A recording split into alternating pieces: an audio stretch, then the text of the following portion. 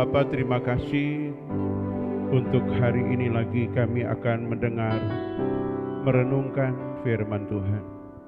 Berikan kami hikmat dan bijaksana. Proteksi kami dengan kuat kuasa darah-Mu.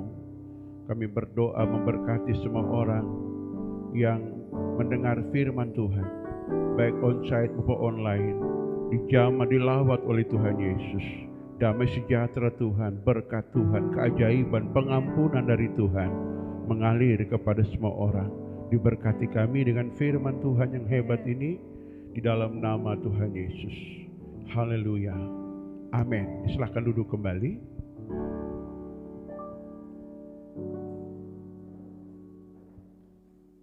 Ya, puji Tuhan, salam. Bolehkah senyum kiri, senyum kanan? Puji Tuhan, Tuhan memberkati kita di kesempatan ini.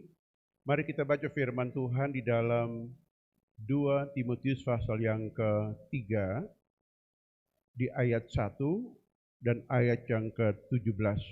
1 dan ayat 17. Kita berdiri semua secara serentak. Mari Bapak Ibu kasih Tuhan. Kita baca ayat ini, saudara.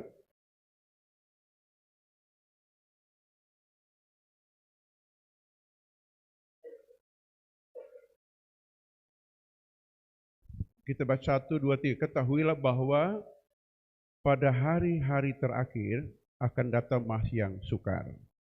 Ayat 17 kita baca. Dengan demikian, tiap-tiap manusia kepunyaan Allah diperlengkapi untuk perbuatan yang baik. Amin. Silakan duduk kembali. Ya, puji Tuhan. Saudara, di hari ini kita dengar firman tentang bagaimana pikiran Tuhan, hati Tuhan di tengah masa sulit, saudaraku, ya, masa sukar. Kalau konteks pasal ini berbicara tentang manusia itu mengalami namanya masa-masa sulit dalam hal moral, ya, hal moral. Kalau kita baca dalam ayat 2 sampai ayat yang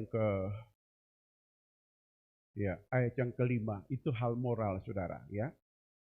Sehingga muncul masa-masa sulit, saudara. Masa sulit berawal dari perbuatan jahat, akan muncul karakter yang jahat, moral yang jahat, saudara. Maka tindakan Tuhan ingin menghukum bumi ini. Mirip seperti zaman awal mula manusia, Adam berbuat jahat, maka tanah dikutuk oleh Tuhan. Sehingga Adam mencari rezeki dengan peluh dan keringatnya, saudaraku. Nah, saudara kekasih dalam nama Tuhan, di sini kita akan lihat bahwa Paulus menulis firman Tuhan. Saya percaya ini ilham Roh Kudus, karena dia berkata ini akhir zaman, muncul masa yang sulit. Manusia menjadi garang. Kalau saya baca, saya sudah pernah khotbah ayat ini, saudara.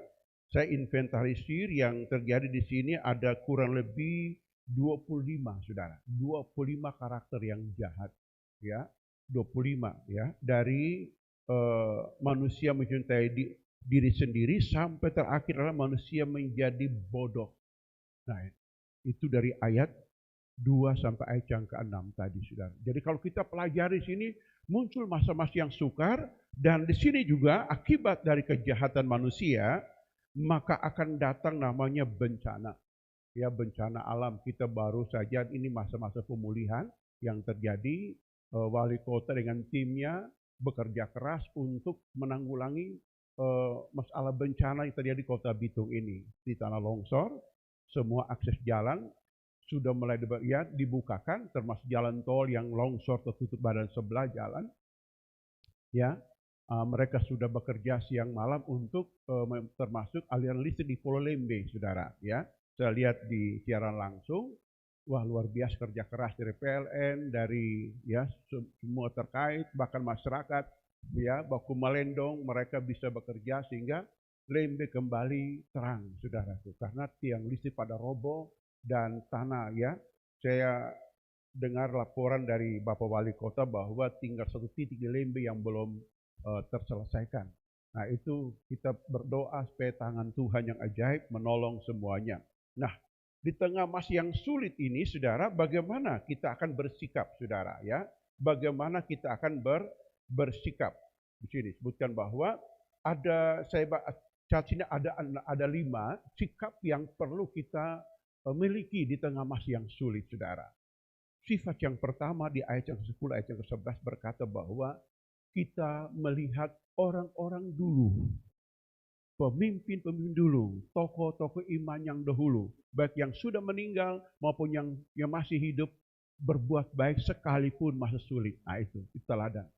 Ya, Paulus ngomong pada Timotius, ingat, engkau tahu pendirianku, engkau tahu. Jadi kita belajar, mungkin orang tua kita, ya, kita dibesarkan di desa, mungkin mereka berjuang menghidupkan anak-anak, saudara. Ya, kita ini semua orang-orang yang punya orang tua dan pernah mereka menderita, nggak punya uang, nggak punya apa-apa. Bahkan di zaman saya lahir belum ada listrik, saudara. Mereka mesti bergula cari minyak tanah atau pakai obor macam-macam untuk bisa menyalakan rumah di tengah malam. Itu perjuangan di masa sulit. Tidak pernah mereka mengeluh, tidak pernah mereka berbuat jahat, apalagi mencuri, tidak, saudara. Demi memelihara anak-anak. Sehingga Paulus mengatakan di ayat ini, kalau kita baca di ayat yang ke 10 dan 11, tunjukkan di layar saja, 10-11 kita lihat. Ini. Tetapi engkau telah mengikuti ajaranku dan hidupku, pendirianku, imanku, kesabaranku, kasihku, dan ketekunanku. Engkau telah ikut menderita penganiayaan dan sengsara seperti yang telah kau derita. Ini di Antiokhia dan di Ikonium dan di Listra. Semua penganiayaan itu kuderita dan Tuhan telah melepaskan aku daripadanya. Ini, saudara. Jadi kita belajar, kenapa saya kuat? Selain saya baca firman Tuhan, saya berdoa menyembah, saya juga pelajari. Wah, hebat. Terutama tokoh sentral kita, Tuhan Yesus. Dia rela menanggung bantahan, dia dicambuk berulang-ulang, menyerahkan diri untuk disiksa, ya dihakimi tanpa keadilan, saudara, disalibkan, toh dia tidak berbuat dosa.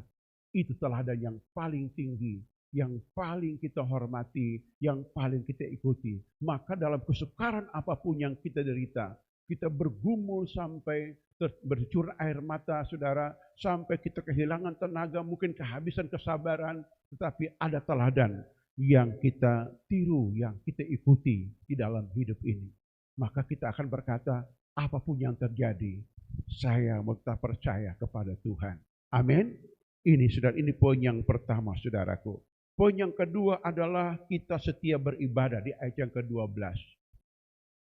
Saya temukan bahasa asli dari ibadah ini bukan ibadah sebenarnya.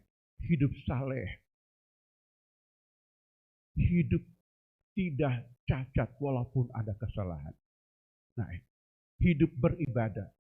Jadi kita lihat bahwa ibadah itu ada penderitaan. Ada penderitaan fitnah, ada penderitaan, saudara, perang saraf, ketidakadilan terjadi. Nah, jadi kita belajar bahwa Tuhan ingin menyatakan anugerahnya kepada kita. Ya, karena itu kita melihat bahwa ibadah itu adalah berbuat hati yang tulus. Bukan karena kita baik, saudara, tetapi karena anugerah Tuhan. Lewat darahnya kita berdamai dengan Tuhan dengan sukarela. Amin.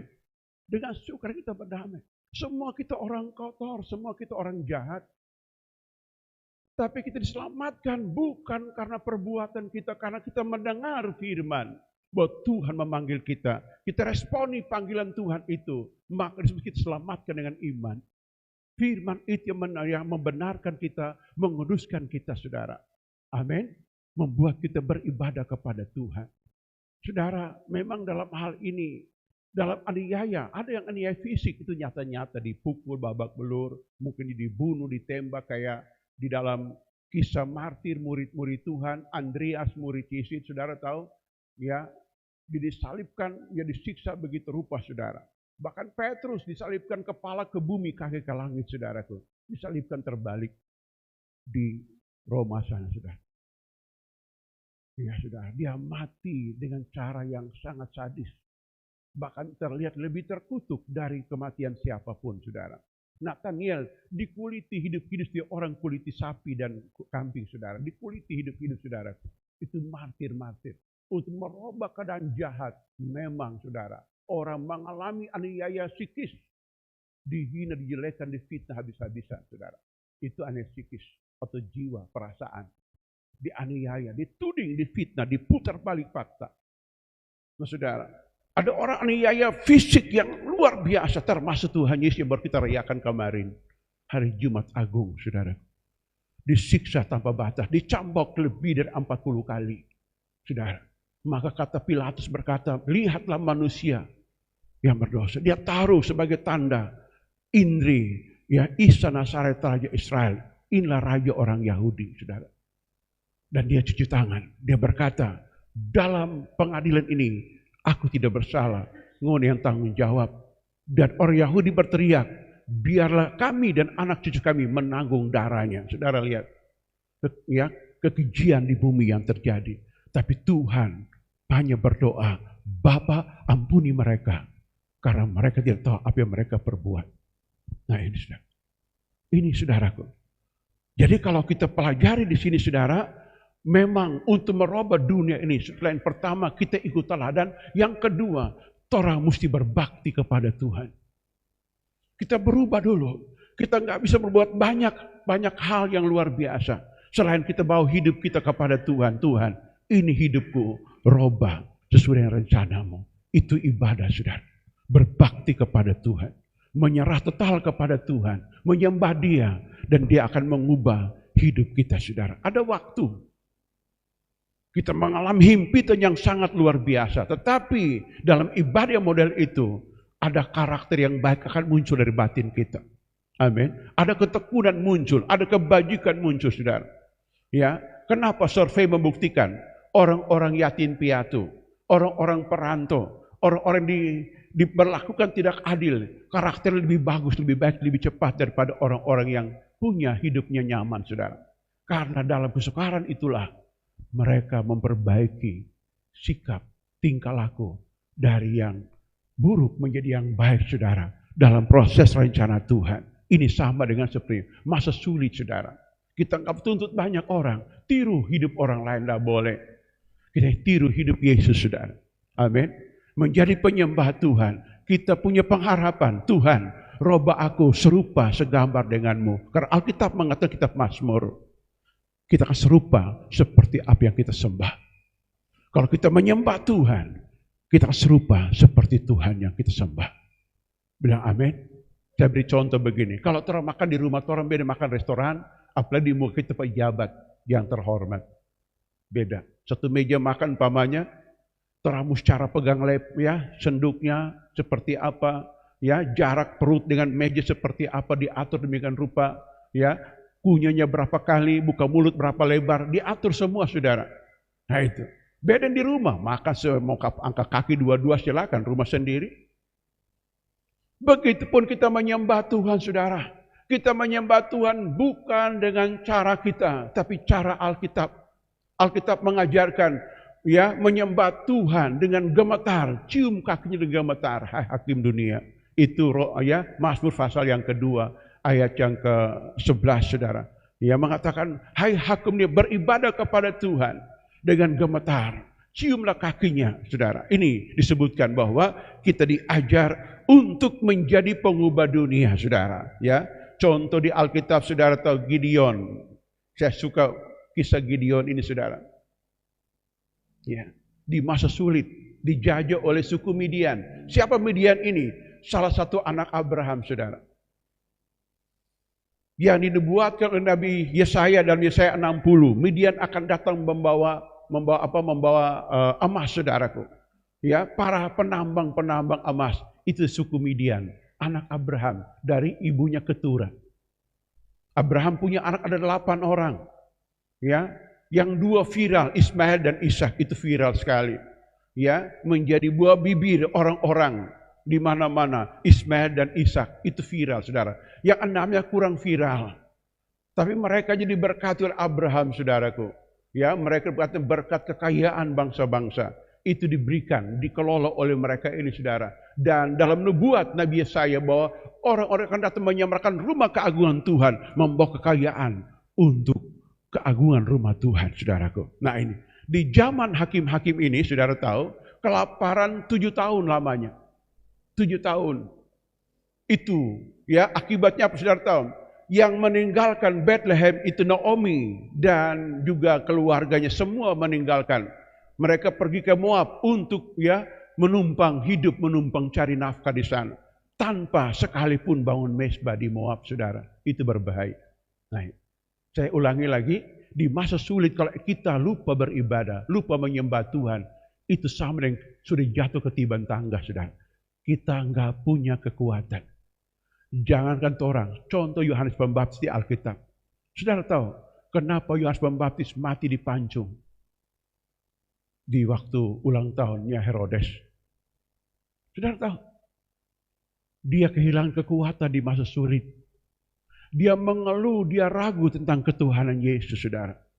Dia beritahu, tanya kepada murid, tanya kepada Yesus, apakah dia Mesias? Bukan, tertunggu yang lain. Saudara tahu, di tengah himpitan sebab kalau kita lupa beribadah, saya ingin beritahu sebagai tanggung jawab rohani kepada kita semua. Kita akan hilang kekuatan. Hilang kekuatan iman. Saudara. Dan persoalan akan bertubi-tubi, saudara. Yohanes tidak pernah memuji Tuhan di penjara. Naomi, saudara, keluar tidak pernah membangun mezbah di Moab. Baca di kitab Rut, enggak ada satu mezbah pun yang membangun. Tidak menyembah Tuhan. Lut, saudara, dia pilih ke Sodom dan Gomora, enggak pernah membangun mezbah di sana. Itu contoh-contoh di Alkitab. Kita pun demikian. Saudara mau sukses, mau bahagia, mau sehat, setia ibadah di rumahmu. Saudara, ini penting. Ibadat berguna untuk kita, bukan untuk orang lain. Baik hidup ini maupun hidup akan datang. Firman Tuhan berkata seperti itu. Ini. Paulus punya cara bagaimana menguatkan Timotius. Seorang notabene sering sakit mah Timotius ini. Ya, gangguan pencernaan Timotius ini, saudara. Sehingga dianjurkan oleh Paulus, minum anggur sedikit. Biar dia tolak angin keluar baru makan makanan, saudara. Nah ini. Dan lihat, ini penting untuk kita ingat baik-baik. Ya, Tuhan itu adil, saudara. Dia tidak hanya menghukum kita, saudara. Dia menghukum semua orang di sekitar kita juga. Kalau matahari kemarau, semua kena kemarau. Ya, hujan semua kita hujan, saudara. Enggak ada bedanya. Bagaimana kita atasinya? Dengan cara tadi, pertama ikut teladan orang beriman, ikut teladan Yesus. Yang kedua, kita harus bangun mezbah, beribadah, menyembah Tuhan. Mau sendiri, mau bersama-sama. Itu enak dan indah. Katakan amin. Bila amin, betul tidak? Ini saudara. Ya, jadi kita beribadah. Ya, pria sejati mah rajin beribadah. Bila amin. Jangan terlalu punya pola pikir ibadah itu balas budi. Boleh. Oh, dia kok datang di rumah kita mau di rumah aja. Bukan model pikiran seperti itu. Ibadah itu saling menguatkan, saling menghibur. Ya saudara, mari hadiri saudara. Betul tidak? Karena semua mengalami masa sulit saudara. Keadaan. Kita mau datang kepada Tuhan. Ini penting untuk kita mengerti. Begitupun yang lain, semua kita beribadah. Di minggu berjalan kita mari kunjungi ibadah datang. Ya, 1 jam, 2 jam dengan Tuhan gak rugi amat saudara. Malah kita di tune up, dikuatkan oleh Tuhan. Dan kita akan melihat pembelaan Tuhan yang besar dalam hidup kita saudara. Katakan amin. Nah ini saudara. Yang ketiga, kita lihat di ayat 14 sampai 15. Tekun mempelajari kitab suci. Ya. Dan pegang kepada kebenaran. Ini penting saudara. Alkitab yang kita punya, saudara, itu sudah sangat lengkap untuk menjawab setiap kesulitan hidup kita. Baik hidup lahiriah maupun hidup rohani maupun hidup yang akan datang. Bahkan Alkitab mengajarkan hidup sudah kematian. Bagaimana manusia Kristen itu sudah kematian jadi seperti apa, saudara. Itu petunjuk-petunjuk yang sangat praktis. Maka Yakobus punya nasihat sama dan Paulus punya nasihat sama. Ya, engkau di tengah masa sulit, perselidiki hukum yang memerdekakan. Itu Yakobus menulis pada ke-12 suku Israel. Begitupun di tengah nasihat ini saudara. Selain kita beribadah kepada Tuhan, dengar. Kita mesti tahu hukum-hukum Tuhan. Aturan Tuhan. Karena konon katanya pendoa itu nggak tahu aturan. Kacau di mana-mana. Doanya kencang, etikanya nggak ada, saudaraku. Kenapa? Nggak tahu hukum. Betul ya?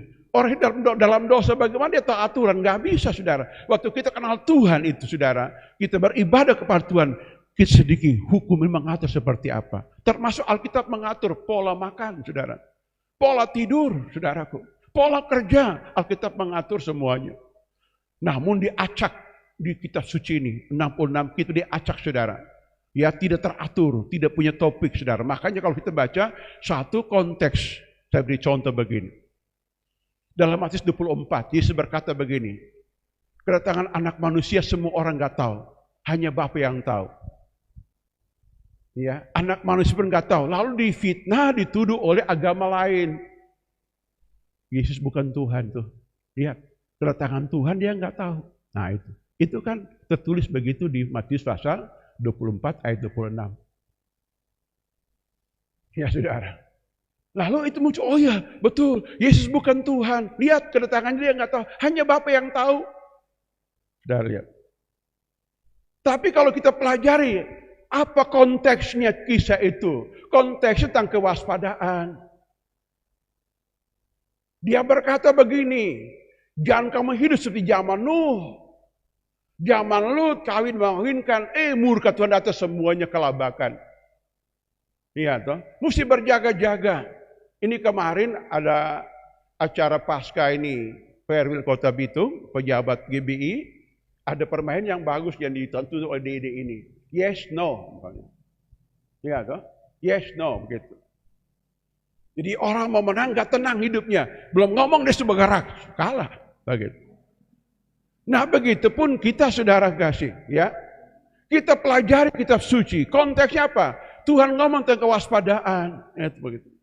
Dalam Yohanes pasal 14 dia ngomong begini, aku pergi ke sana menyediakan tempat. Sudah selesai aku datang bawa kamu ke sana. Dia tahu kan kedatangannya datang bawa. Yohanes pasal 14, dia tahu, Yesus tahu, betul tidak? Begitu. Dia ngomong kitab Wahyu, aku Alfa dan Omega, yang oleh aku mati, aku hidup, aku bangkit. Aku akan datang segera. Dia kan ngomong begitu, dia tahu. Begitu. Dalam konteks kewaspadaan dia mengajarkan semua orang nggak tahu bagaimana besok, bagaimana hidup ini. Hidup seolah-olah Tuhan mau datang ambil ngoni. Jadi hidup baik-baik, hidup berjaga-jaga, hidup berwaspada. Karena kita terus pencuri, ngoni nggak tahu. Itu ngomong pada orang yang berdosa. Ini konteks seperti itu. Salah mengerti di mana-mana, heboh gitu. Diangkat jadi senjata untuk mengatakan Yesus bukan Tuhan.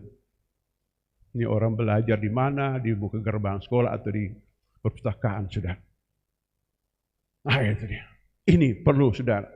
Jadi kita belajar, kita ngerti apa teksnya, apa konteksnya, isinya seperti apa, gitu. Seperti apa. Ada kontroversi yang lain, pamannya.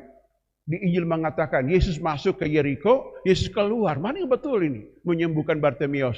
Yesus masuk atau keluar? Ternyata Yeriko itu 2 kota, saudara. 2 kota, ada kota lama, kota baru. Jadi itu kita lihat, karena Alkitab penuh dengan namanya apa tuh, figuratif, gambaran bayangan, saudara, perumpamaan. Kalau orang yang tafsirkan dengan cara dia, memang gak ketemu bakalnya sama Tuhan Yesus datang gak habis-habis, saudara. Nah ini, makanya di tengah masa sulit ini, Paulus ngomong pada Timotius, pelajari kitab suci, beri engkau hikmat, menuntun engkau kepada keselamatan. Saya mau tanya, Timotius sudah selamat loh? Sudah. Tapi hari ini pun mesti jaga keselamatan tubuh, betul tidak? Menjadi tuntunan hidup kita, saudara. Tolong terima Yesus sudah selamat, betul. Tapi kan masih hari hidup kita, saudara.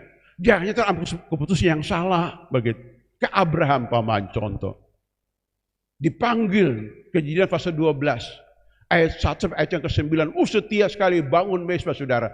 Datang kelaparan sampai ambil keputusan. Kita ke Mesir cari makan. Tapi cara kita adalah ngomong, kita PAD, bukan istri. Memang betul Sarah ini kan memang saudaranya ya Abraham juga. Lain mama satu bapak, saudara. Nah itu Sarah ini. Jadi Sarah ini kalau kita pelajari, saudara lihat, ya lain mama satu bapak dengan Abraham. Ya, nah ini. Oke. Jadi Alkitab itu hebat, memberi petunjuk nasihat. Makanya tenang baca aja firman Tuhan. Baca, coba ngerti, jangan hafal. Mesti ngerti pesan ini apa. Itu membuat kita menjadi orang yang menang. Amin. Tepuk tangan bagi nama Tuhan, saudara. Tepuk tangan bagi nama Tuhan. Oke, saudara. Nah, tekun belajar, saudara. Yang keempat, saudara. Kita baca ayat yang ke-16. Ini ayat yang paling sentral. 16, ayat 16. Segala tulisan diilhamkan Allah memang bermanfaat untuk mengajar, untuk menyatakan kesalahan, untuk memperbaiki kelakuan, dan untuk mendidik orang dalam kebenaran. Ini Alkitab kita kembali lagi. Tatkala kita pelajari firman Tuhan, Alkitab kita biarkan menyatakan salah kita. Alkitab itu fair, sudah kitab yang paling adil. Kenapa paling adil? Dia tulis tentang seorang tokoh, dia tulis kelebihan dan kekurangan semua dia ungkapkan. Tidak tersembunyi, saudara. Semua tokoh di Alkitab. Apa? Jemaat di Alkitab ada 7 jemaat Asia kecil. Ada kelebihannya, ada kekurangan, dia ungkapkan semua, saudara. Menjadi pelajaran bagi kita. Begitupun orang. Kalau kita merenungkan firman Tuhan, kita kebenaran, saudaraku, biarkan dia mengungkapkan. Jangan terus sok tahu, sok benar, ini boleh. Dalam saat teduh pribadi dengan Tuhan, terus tenang. Kita harus nyata Tuhan. Singkapkan semua yang terselubung Tuhan. Yang aku nggak ngerti. Yang aku anggap itu benar, tapi yang aku anggap salah. Beritahu ya Tuhan. Itu orang jujur. Nuraninya bersih. Siap dididik oleh firman Tuhan. Maka kita akan mengalami perubahan yang hebat. Ada ketambahan hikmat, saudara. Waktu kita merenungkan firman Tuhan, saudara tahu, ada berkat-berkat yang muncul, ya. Ada berkat-berkat yang kita terima di dalam kita merenungkan firman Tuhan. Berkat yang pertama itu berkat damai sejahtera.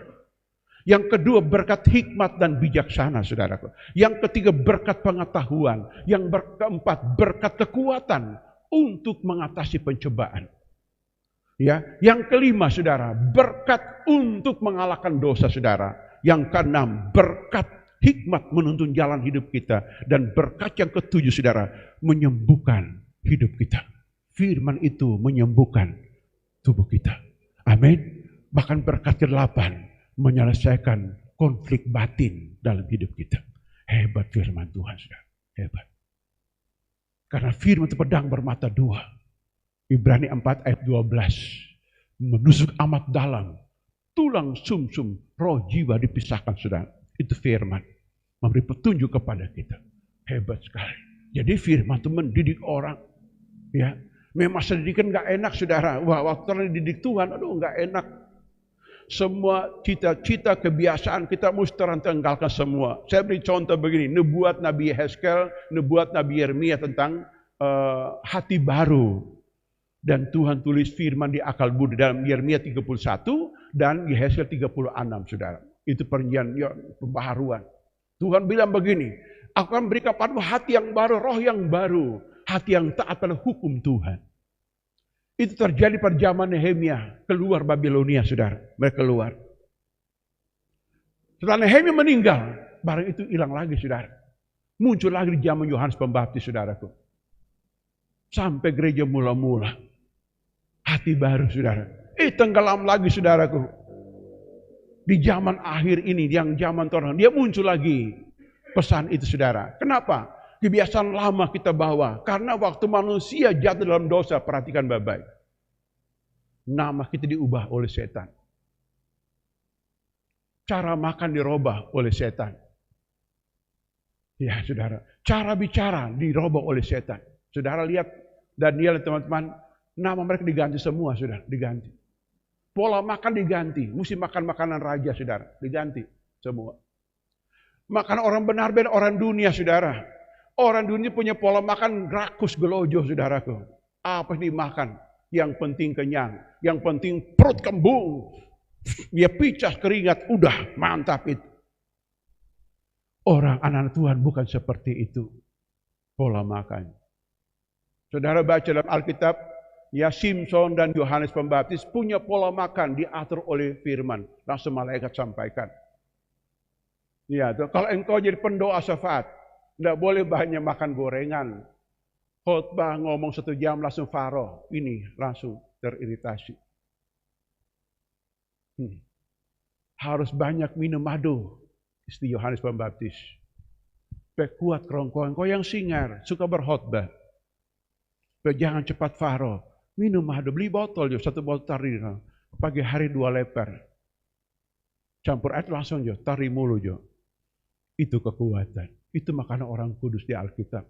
Contoh. Alkitab atur. Beda orang dunia. Makan sorodo aja. Ya, yang penting kenyang. Kurang tambah lagi. Aduh, makan gak ingat umur. Makan gak sayang keluarga. Sudah, amin? Betul tidak? Iya, toh? Makan gak sayang keluarga. Tuh. Oh, gak apa-apa. Dalam nama Yesus. Enggak, sahabat bilang. Karena orang gak ngerti. Misalnya menggunakan nama Tuhan itu hal-hal yang jahat. Hal-hal yang salah. Mesti baca firman Tuhan, renungkan baik-baik. Alkitab menuntun hidup kita ini di masa sulit. Bagaimana mereka mengatasi masa sulit orang lain daripada mereka sendiri tidak bisa mengatasi firman Tuhan, merubah kita dari dalam dulu. Itu begitu maksudnya. Betul tidak? Merubah dulu dari dalam. Supaya apa? Kita dipakai Tuhan, nih loh contoh seperti ini loh. Kita bersaksi umpamanya, saya dulu begini, akibatnya paling fatal. Saya robah. Kalau Tuhan firman ngomong, ternyata firman itu betul. Sebetul begitu. Itu maksudnya. Bilang amin. Umat kepada Allah diajar, dididik, dinyatakan semacam. Ini tidak boleh kita dilarang malu, tertutup. Ya toh, kadang-kadang kita punya roh penyangkalan. Kamu begitu ya? Enggak. Yang sana sebelah. Punya roh penyangkalan terhadap kebenaran. Itu orang nggak pernah berubah, saudara. Dia sayang hidup lamanya begitu rupa. Bahkan kita punya program.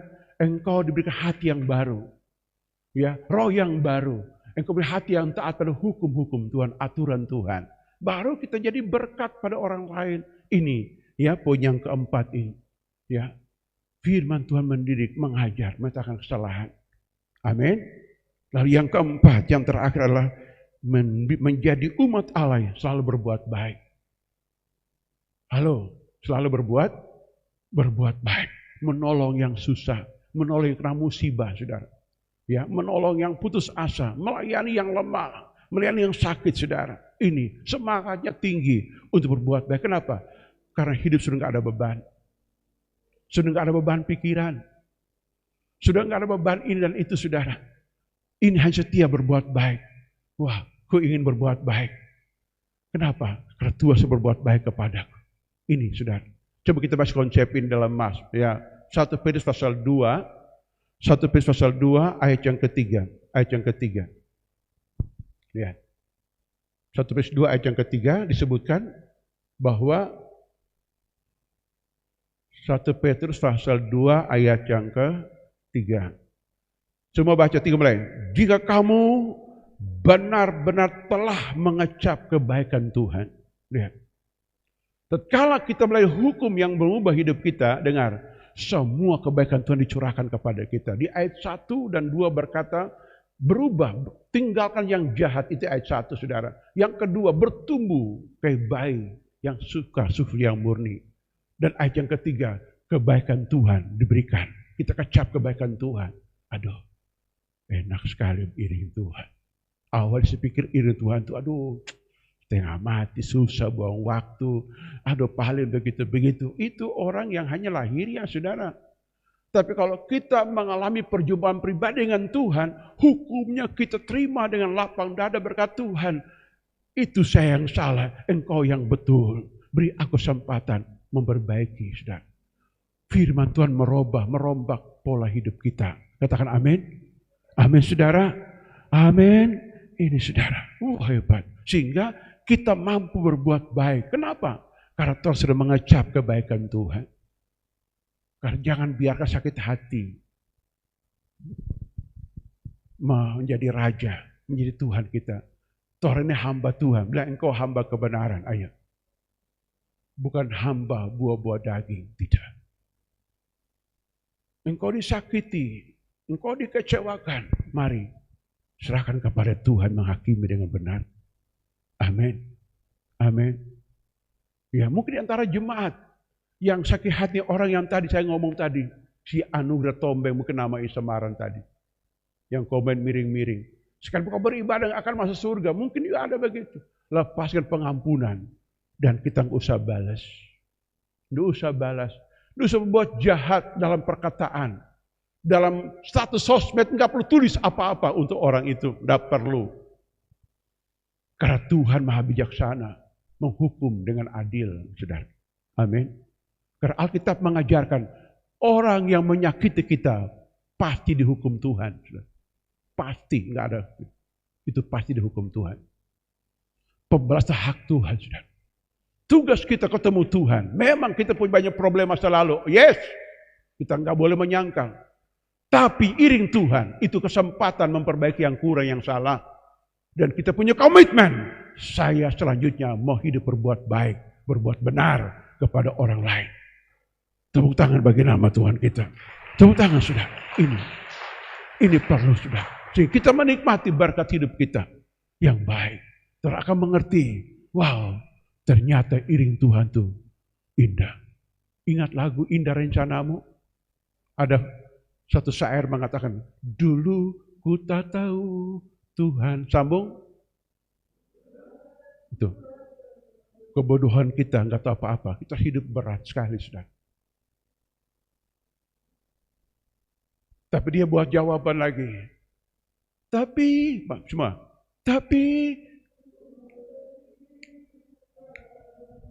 kau tolong padaku. Bikin tesbih, bilang, Tuhan aku mengerti. Ayo semua, Tuhan kasih aku mengerti.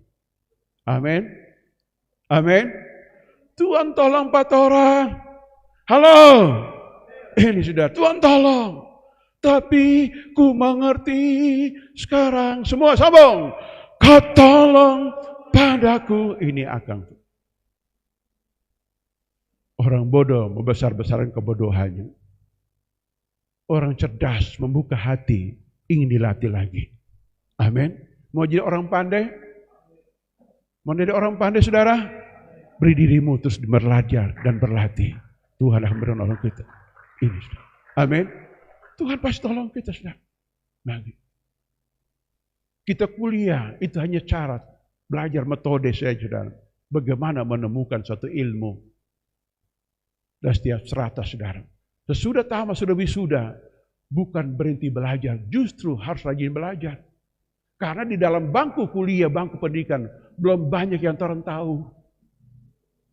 Alkitab itu baku, saudara. Ya, Kejadian, Keluaran, Imamat, Bilangan, Ulangan, Yosua, Hakim-Hakim, Rut, Samuel, Raja-Raja, Tawarik, Esra, Nehemia, Ester, Ayub, Mazmur, dan Amsal, Soleman, Pengkhotbah, Kidung Agung, Yesaya, Yeremia, Rata, Panyes, Daniel, Hosea, Yoel, Amos, Obadya, Yunus, Mika, Nahum, Habakuk, Safanya, Hagai, Sakaria, dan akhir Maliaki. Semua sambung. Matius, Markus, Lukas, Yohanes, Kisah Rasul, Roma, Korintus, Galatia, Efesus, Filipi, Kolose, 1 dan 2 Tesalonika, 1 dan 2 Timotius, Titus, Filemon, Ibrani, Yakobus, Petrus, akhirnya Wahyu, Pintar, Kola Minggu, anak-anak sudah.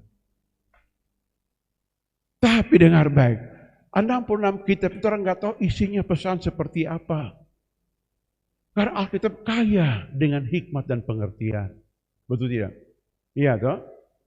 Betul. Coba saya kasih tugas pada jemaat semua. Bikin makalah. Dari Kejadian sampai Wahyu. Setiap kita bikin makalah. Bisa nggak? Harus bisa, sudah. Harus bisa. Apa inti ayat dan fase? Tapi semua sudah ada di aplikasi, saudara. Sudah ada semua barangnya. Tinggal kita melatih diri ini. Untuk taat terhadap hukum-hukum itu, saudara. Karena rencana Tuhan, masa boleh sulit. Orang baik, orang benar pasti ada. Amin. Amin. Jangan merasa sendiri. Tetapi dengar, orang baik, orang benar ada di sampingmu. Katakan, engkau orang baik benar kepadaku. Kata sebelah. Kata, engkau tidak sendiri. Amin. Dan jangan takut. Haleluya. Senyum sebelah, katakan, engkau orang baik yang pernah aku temui. Amin. Amin enggak? Engkau orang baik. Halo, yang merasa sendiri. Aduh. Malam ini ku sendiri. Aduh, sendiri lagi. Saudara. Enggak, Tuhan bersama kita, katakan amin. Ya, Tuhan bersama kita saudara, Tuhan itu nyata.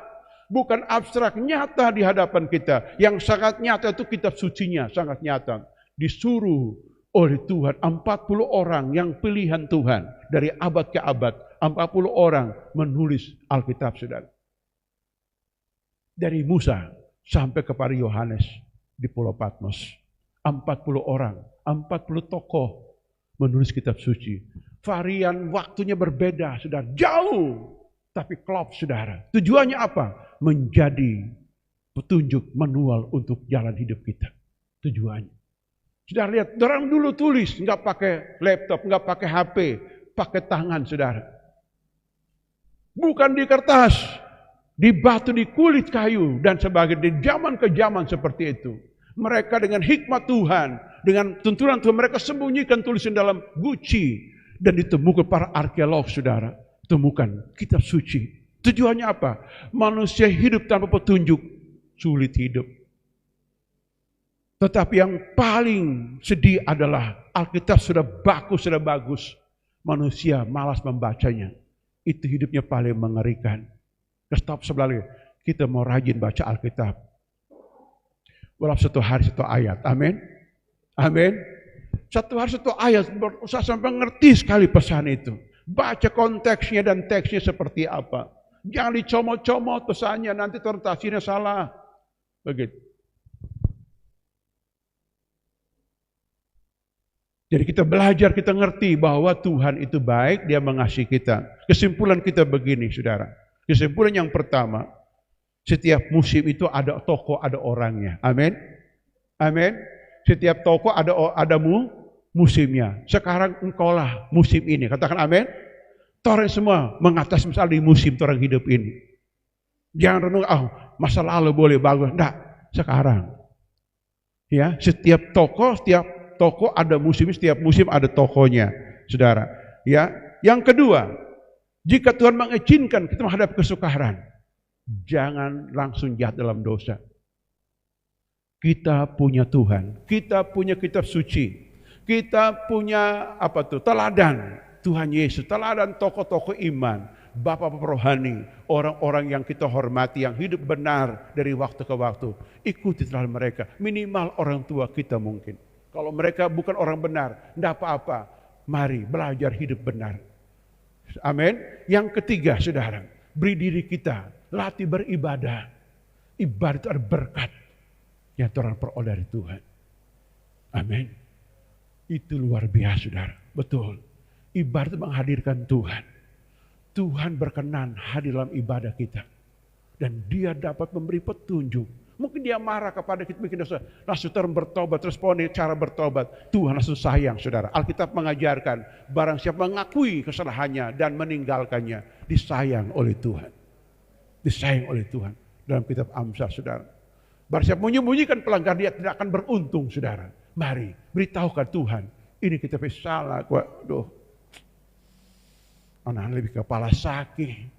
Kita emosi, Tuhan ampuni. Tuhan kasih damai. Tuhan kasih kesabaran. Tuhan kasih keibuan. Amin. Sudah. Punya wibawa. Wah, hebat.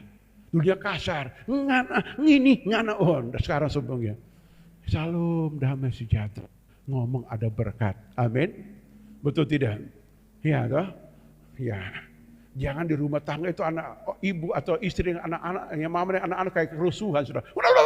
Apa tuh kerusuhan? Bukan, itu lagi nasihat anak-anak. Oh Tuhan. Tidak boleh berubah. Katakan amin. Bila amin. Hadirkan Tuhan untuk berbuat baik, saudaraku. Betul tidak? Yang keempat, saudara, ya bersyukurlah bahwa kita dipercaya Tuhan untuk berbuat baik, walaupun hanya kecil sedikit. Enggak apa-apa, saudara. Mari kita berakhir berbuat baik, jadi modal pergumulan kita. Ingat tadi Hizkia, dia berkata, aku berbuat baik di matamu, sembuhkan penyakitku. Amin.